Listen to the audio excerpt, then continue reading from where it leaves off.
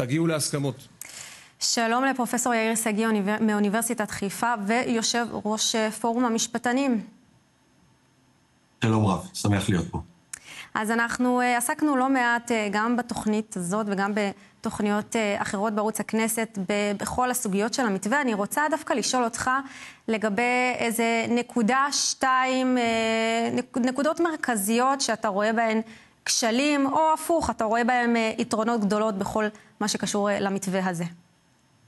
קודם כל, יש לי כבוד רב ליזהר שי ולדדי שמחי שהם נרתמו למעשה וניסו לקדם פשרה, הם ראויים לכל שבח.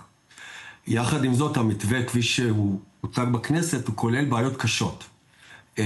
בעיה מרכזית אחת שהוא יוביל באופן ודאי לפוליטיזציה מוחלטת של הבחירה בשופטים בכל הערכאות, כן? גם בערכאות הנמוכות וגם בוודאי בבית המשפט העליון. כן. יתרה מכך, וזאת נקודה מרכזית שנייה שהייתי מדגיש כאן, המתווה כפי שהוא מונח כרגע על שולחן הכנסת, מקדם מצב של אי הסכמה.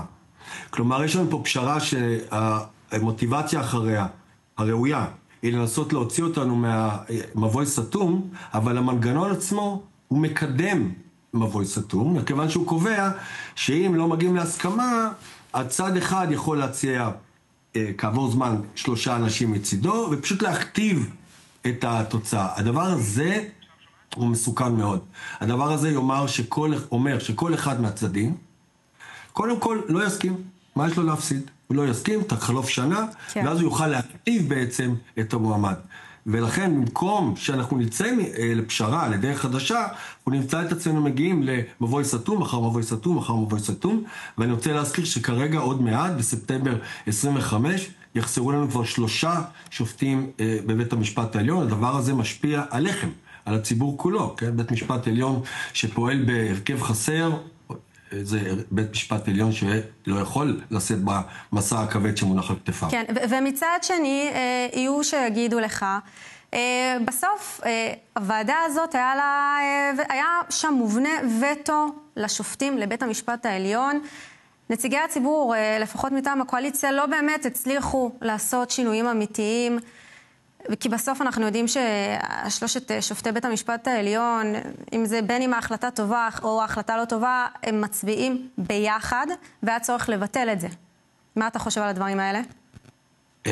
צריך לפרק את האמירה הזאת. קודם כל, במבנה הנוכחי יש זכות וטו לכל אחת מהקבוצות. זאת נקודה ראשונה שצריך לומר.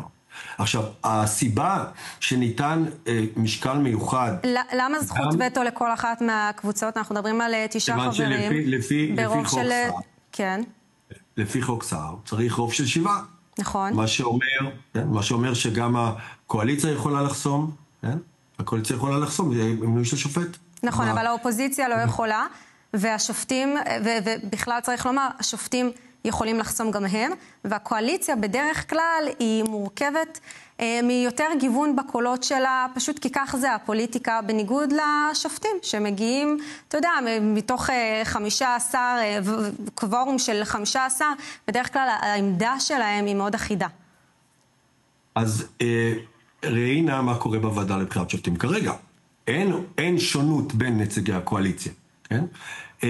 צריך לציין שההצעה הנוכחית היא באמת מהווה צעד אחד נוסף בכך שהיא מבטיחה נוכחות של חבר האופוזיציה. כרגע זה איננו המצב, כן? כך שהמצב הוא, כן, יש לנו 2 שרים, 2 חברי כנסת, והם שניהם מהקואליציה, והקואליציה מצביעה כגוש אחד. אז קואליציה יכולה לחסום באותה מידה. אבל אני צריך שנייה לחזור לעניין השופטים.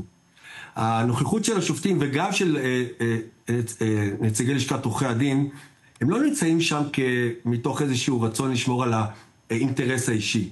מדובר על ועדה שאמורה לשקול גם, ואולי בעיקר, שיקולים פרופסיונליים.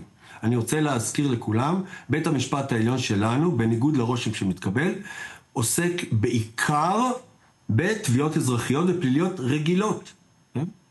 כן. בהכללה, בית המשפט שומע 9,000 תיקים בשנה, 1,500 מהם, שישית בלבד, הם בג"צים. השאר מדובר בתביעות אזרחיות רגילות. מן הסתם היינו רוצים שיתמנו לבית המשפט העליון מי שהם השופטים המוצלחים יותר, מי שהוכיחו את עצמם בערכאות הנמוכות למשל. לכן האינפוט של השופטים הוא כל כך חשוב, כן? הם אלה שמכירים את השופטים בערכאות האחרות.